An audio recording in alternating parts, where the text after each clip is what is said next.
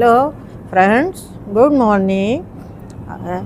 आपने love triangle सुना है कि लव ट्रायंगल क्या होता है? ये आपने कि रोज आता है पेपर में कि ये आज ये हादसा हो गया, वहाँ पुलिस ने पकड़ लिया। एक मामला क्या था? लव ट्रायंगल का था। और ये इसका जस्ट उल्टा होता है, हिट ट्रायंगल। बताती हूँ, हिट ट्रायंगल आपको दिखता नहीं है लेकिन वो भी इसी तरह से काम करता है। आज हम बात करेंगे कि जो व्यापार से रिलेटेड जो समस्याएं आज WTO के उसमें क्रिएट हो रही हैं, वो हिट ट्रायंगल का एक एग्जाम्पल है। और इस समय क्लाइमैक्स पे चल रहा है। इसमें तीन कंट्री शामिल हैं, पावरफुल कंट्रीज़ हैं। अमेरिका, चाइना और रशिया और इंडिया भी है उसमें। और इसमें बीच में दबा हुआ है इंडिया। अब देखें, अमेरिका WTO के दबाव बना के हमें बार बार टैरिफ लगाता है कि आप ये टैरिफ साइन करो, वो करो, हमारा एग्रीकल्चर का मार्केट खोलो, डेयरी का खोलो, जिसपे गवर्नमेंट रिजिड है, उसको ओपन नहीं करना चाहती। क्योंकि हमारे यहाँ छोटे छोटे किसान हैं और मेहनत करते हैं, वो उनकी जीविका है, उसी में वो रहते हैं, खाते हैं। तो before you deep dive, triangle कैसे हुआ? ये हेट का ट्रायंगल क्या है? थोड़ा सा ट्रायंगल पे बताएंगे, उसके बाद आई थिंक आप डिटेलिंग कर सकते हैं। तो अमेरिका का मेन उद्देश्य होता है, तीन लोग कौन है जो एक दूसरे को हिट कर रहे हैं, ऐसा है क्या? हाँ, तीन लोग में अमेरिका, चाइना और रशिया हैं। तीन लोग हैं। तो मतलब एक दूसरे को हिट कर रहे हैं चुप चुप के। हाँ, क्योंकि सबको अपने अपने इंटरेस्ट फुलफिल करने हैं। अमेरिका का इंटरेस्ट है आर्म्स बेचना और दूसरा अपने बिजनेस को बढ़ाना। क्योंकि उनका जो डेफिशिएट चल रहा है, 135 बिलियन का जो डेफिशिएट मार्केट पूरे वर्ल्ड में चल रहा है, लोन पे चल रहे हैं, वो बार बार बॉन्ड इशू कर करके लोगों को अपनी सैलरी देने के लिए जो कर रहा है। तो इसीलिए ट्रम्प बार बार उसको क्या करते हैं, टैरिफ का एक वर्ल्ड में लोगों को प्रेशर बनाना उनने शुरू किया है उन्हें। और निगोशिएशन का डर बनाते, डॉलर के कोलैप्स होने का डर भी है। हाँ, डॉलर का एक कोलैप्स होने का भी है। क्योंकि दूसरी कंट्री अब अपनी अपनी करेंसी में करेंसी ग्रुप बना के करेंसी में जाना चाहती हैं। तो वो भी एक डॉलर को खतरा हो। अभी कन्वर्टेबिलिटी डॉलर से, इंटरनेशनल मार्केट डॉलर से नापा जाता था, लेकिन अब वो चाह रहे हैं, लोगों को आपने देखा होगा, जो सेंट्रल गवर्नमेंट है सब कंट्री के, बड़ी जोर शोर से गोल्ड खरीद रहे हैं। वो अपने, उनका रिजर्व बैंक कह सकते हैं जिसको, जो तो ये ट्रायंगल में एक कॉर्नर हो गया अमेरिका। वो खरीद के अपना गोल्ड रख रहे हैं ताकि हम जब भी ज़रूरत होगी तो ट्रेड इससे करेंगे। तो ये करेंसी का, डॉलर का वर्चस्व जाना एक अमेरिका का कारण होता है। इसीलिए अब की उनकी संसद ने अभी कल परसों एक लॉ पास किया जिसमें ये ओपन किया कि चाइना का एनालिसिस करके बताया कि चाइना अमेरिका को अटैक करेगा और अमेरिका को बहुत परमाणु होंगे, और ये 2027-28 का ये बता रहा है। तो अमेरिका, इंडिया को अलर्ट रहना चाहिए, ये बताने की वो कोशिश कर रहे हैं। और ये पास कहाँ किया है उनने? अपनी संसद में, अमेरिका में किया है। तो अब हाउस ऑफ सीनेट, हाँ, हाउस ऑफ सीनेट और रिप्रेजेंटेटिव इनकी जो फर्स्ट जो होती है, जैसे अपने यहाँ लोकसभा होती है वैसे। तो अब इसका बहुत ध्यान से सोचिए, वो हमारी कंट्री के विषय में शुभ चिंतक बने हुए हैं इसको, और हमें बता रहे हैं कि चाइना आपको ये कर रहा है। चाइना इसको डिनाई करता है। चाइना क्यों डिनाई करता है? क्योंकि वो ये पूरे वर्ल्ड में बिजनेस करता है, लेकिन वो डिनाई करता है कि नहीं, ऐसा मेरा कोई इरादा नहीं है, इंडिया के साथ में फ्रेंडली व्यापार करना चाहता हूँ। लेकिन चाइना का दूसरा एंगल, हम इतिहास उनका देखेंगे उठा के, तो चाइना ने क्या किया है, गलवान हुआ, उसके पहले लद्दाख का सियाचिन लिया, और अभी अरुणाचल का प्रदेश को बोलता है कि वो हमारा है। अभी एक हफ्ते पहले एक हमारी अरुणाचल की एक लेडी को डिटेन कर लिया उन्होंने। ये कह दिया कि तुम इंडिया के पासपोर्ट में वहाँ कैसे घूम रही थी, ये करके। तो अरुणाचल को, वो इंटरनेशनल कम्युनिटी को ये बताना चाहता है कि अरुणाचल मेरी कंट्री का हिस्सा है। वैसे ही जैसे ताइवान को वो कहता आ रहा है। तो देर सवेर वो ताइवान पे भी अटैक करेगा और अरुणाचल के बहाने वो यहाँ भी करेगा, उसको सियाचिन भी बचाना है। क्योंकि एक चीज़ होती है, वार जब होते हैं तो जो अपर में जो पोजीशन में जो लेता है, विनिंग चांसेस उसके ज़्यादा होते हैं। दूसरा, हिमालय में बहुत से मिनरल हैं, रिसोर्सेज हैं, ये भी एक उनका इंटेंशन होता है। दूसरा, नेचुरल तरीके से गॉड की बनाई हुई वो वॉल है, रेन होती है, वाटर, तिब्बत में वाटर के लिए जो चाहिए उनको जगह चाहिए, लेक वगैरह बनाते हैं। और डैम बना रहा है, एक विशाल डैम बना रहा है अरुणाचल के ऊपर पूरे तिब्बत को पानी देने के लिए। इस तरह से उसकी अपनी इकोनॉमिक पॉलिसी चल रही हैं, जिससे वो करता है। तो वो इंडिया से ये तो नहीं कह सकता कि मेरा इंटेंशन क्या है, लेकिन ध्यान से सोचा जाए तो वो टाइम बाय कर रहा है, अपने आप को इकोनॉमिकल सक्सेसफुल बना रहा है। अभी लेटेस्ट उनका वहाँ पे लो ऑक्सीजन में सैनिकों को सरवाइव करना सिखा रहा है, बार बार फाइट करना सिखा रहा है। क्योंकि उनने क्या किया है, गलवान में जब वो भेजा था, गलवान में उनका इंटेंशन यही था, उधर डोकलाम भी था सिक्किम के, वहाँ भी एंटर कर रहे थे वो हमारी चिकन नेक पे। तो उनका इंटेंशन ये है कि हमारी टेरिटरी में वो एंटर करना चाहते हैं। तो इसीलिए आपने देखा होगा कि उनके सैनिक को ऑक्सीजन कम होने के कारण प्रॉब्लम होने लगती है। तो अब वो एक्लेमेटाइज करने के लिए बार बार वहाँ उनको अपने सैनिकों की प्रैक्टिस करवा रहे हैं, ताकि वो ठंड में, स्नो में रह सकें और सीख सकें, बंकर बना रहे हैं। तो ये एक तरह से इंडिया के लिए चैलेंज तो है ही। लेकिन अब तीसरा पक्ष आता है रशिया इस समय वार में लगातार 3 साल से होने के कारण इकॉनमी उसकी भी गड़बड़ाई हुई है, और मैन पावर की उनको भी प्रॉब्लम हो रही है। तो चाइना उनको सपोर्ट कर रहा है इसके उसमें, यूक्रेन के उसमें। तो उससे क्या हो गया कि रशिया के पास चाइना का काफ़ी पैसा एक्सेस हो गया है, जो चाइना को देना है और रशिया को देना है। तो इसीलिए रशिया की अभी मजबूरी हो गई है कि चाइना के पक्ष में बोलना पड़ता है, और दूसरा, इंडिया और चाइना में डायरेक्ट कोई कन्फ्रंटेशन ना हो जाए, इसीलिए वो पेसिफाई करता है, दोनों को समझा के रखने की कोशिश करता है। तो ये तो क्वाड्रिलेटरल हो गया, एक अमेरिका आपने बोला, एक इंडिया बोला, एक चाइना बोला, अब ये चौथा तो हेट ट्रायंगल से ये क्वाड्रिलेटरल बन गया है।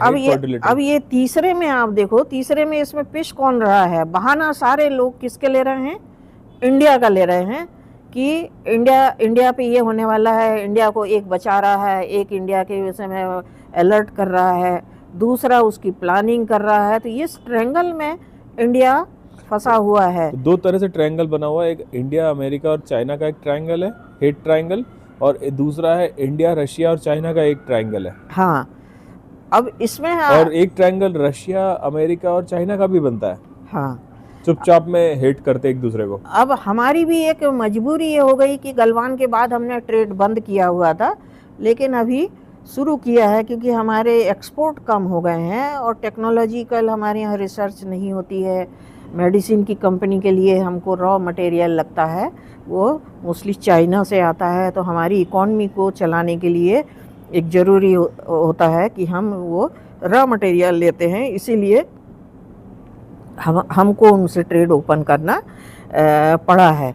लेकिन सवाल ये होता है कि इससे क्या हो रहा है कि हम टेक्नोलॉजिकली डिपेंडेंट हो रहे हैं और हमारी डिफिशिएंट इकॉनमी जा रही, ट्रेड हमारा उनसे हम कम एक्सपोर्ट करते हैं। चाइना हमसे कोई सामान नहीं लेता, क्योंकि वो सारे वर्ल्ड को सामान देता है, तो हमारे यहाँ तो कुछ उसको महंगा, उसके लेबर कॉस्ट के अनुसार हमारे यहाँ का प्रोडक्ट उसको महंगा पड़ता है, तो वो हमसे नहीं लेता है।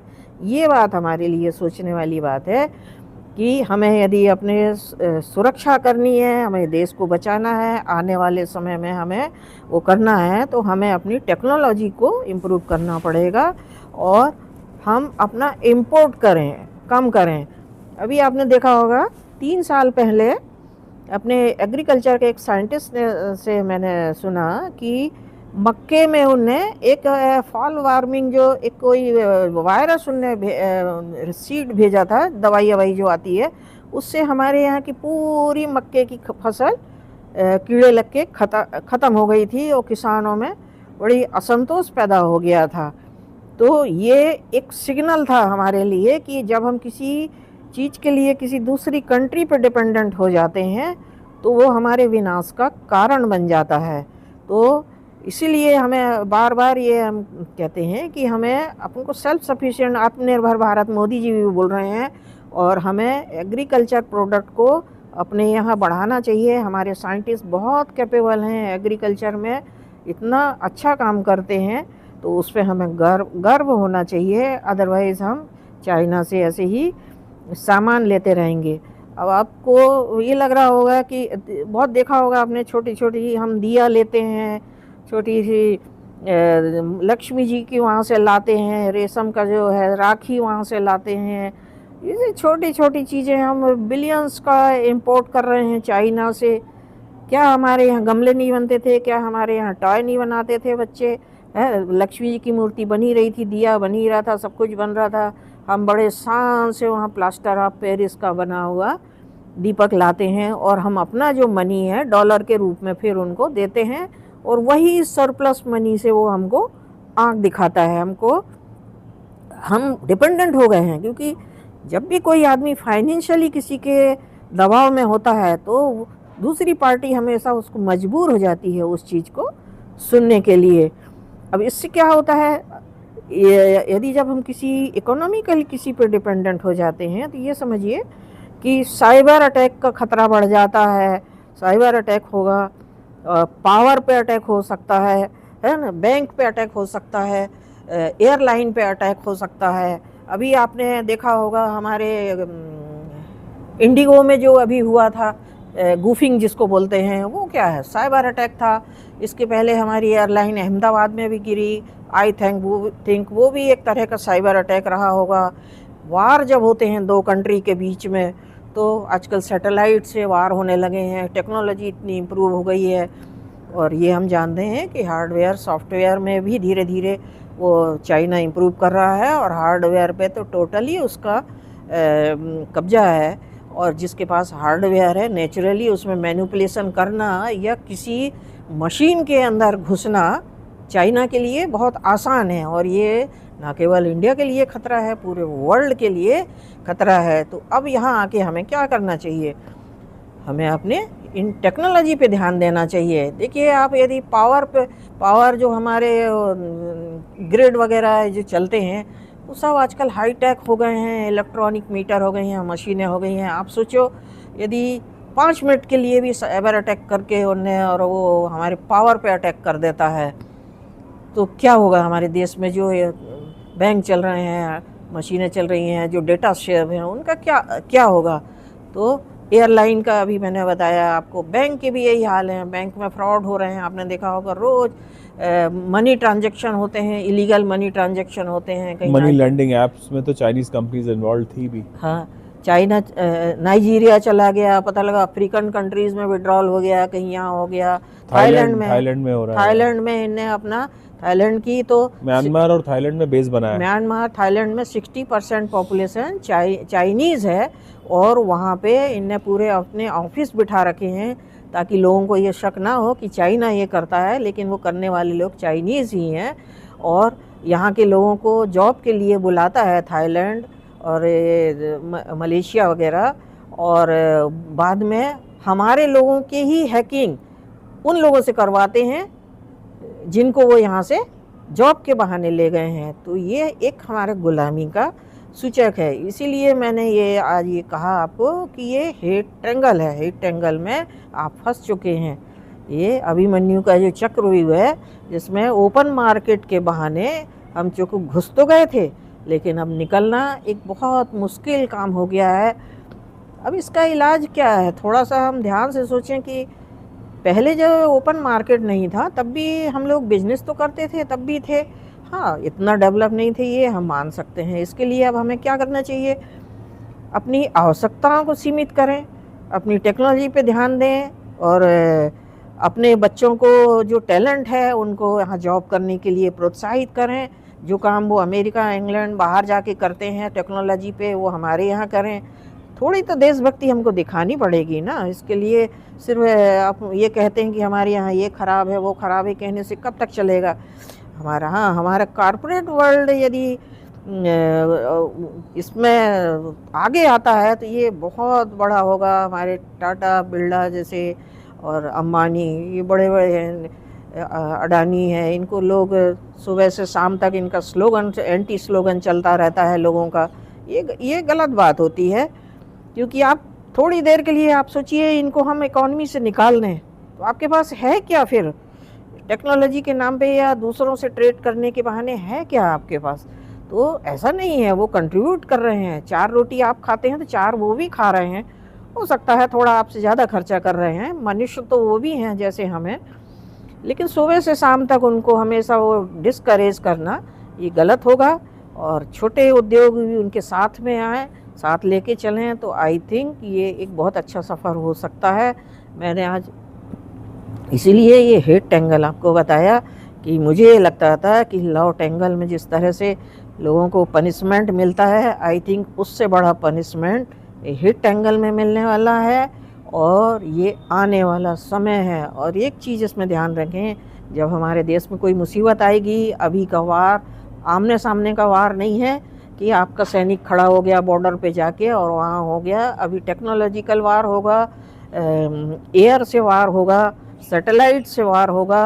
तो सैटेलाइट के वार में मैंने अभी बताया था कि airline, power, bank, market, everything इनके एक रेंज में रहेगी। तो ये हमको समझना होगा। और वार के समय एक और हमारा लॉस होगा, यदि हम टेक्नोलॉजिकली किसी कंट्री पे डिपेंड रहेंगे, चाहे अमेरिका से सामान लेते हैं चाहे चाइना से लेते हों उनसे, तो हमारे ऊपर क्या होने वाला है, वार के समय ये सामान की आपूर्ति नहीं हो जाएगी, ताकि क्योस हो जाएगा। और यदि वार हेड में यदि उनका वो सामान चाहिए तो आप टेक्नोलॉजी नहीं मिलेगी, एक कोई इंस्ट्रूमेंट आपको नहीं मिलेगा, तो आपको वार के लड़ाई में प्रॉब्लम आएगी।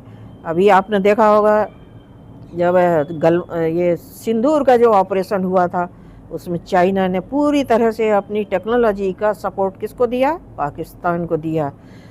लड़ रहा था पाकिस्तान, लेकिन पीछे कौन था फिजिकली? चाइना था। फाइनेंशियल सपोर्ट और मॉरल सपोर्ट, टेक्निकल सपोर्ट किसने दिया? अमेरिका ने दिया। तो आपको दिख नहीं रहा है कि अमेरिका आपकी लड़ाई में है, लेकिन ये दोनों थे, इसमें शामिल थे। तो यहाँ आके हमें अपने को स्वाभिमान बरकरार रखना होगा और नए सिरे से काम करना होगा, तो ही हम अपने देश को बचाएंगे। नहीं तो ये मान के चलिए कि जिस दिन मिसाइल गिरेगी तो अंबानी के घर में गिरेगी तो आपके घर में भी गिरेगी, एरोड्रम में गिरेगी तो आपके घर में भी गिरेगी, और जो नुकसान होगा देश का होगा, बहुत ज़ोर शोर से होगा। जिन इंफ्रास्ट्रक्चर को हमने आज 70 साल में बहुत मेहनत से बनाए हैं, बड़ी भयंकर तबाही होगी। आप यूक्रेन में इसको मीडिया में देख के आप देख सकते हैं कि आज वो जीरो ग्राउंडेड हो गए। अब तो ऐसे ग्राउंडेड हो गए हैं कि उसका मलबा साफ करने में उनको करोड़ों रुपए लगेंगे, और इसका फ़ायदा कौन उठाएगा? आप बताइए। अब उनका उत्थान करने के लिए यही कंट्रीज घुसेंगी जिनने उनको तबाह किया है।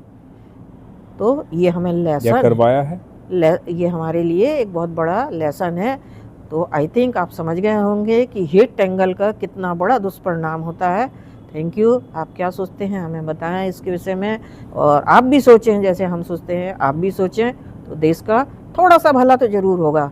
ज़्यादा नहीं, कुछ नहीं कर पाएंगे तो थोड़ा सा भला आप भी कर पाएंगे। Thank you.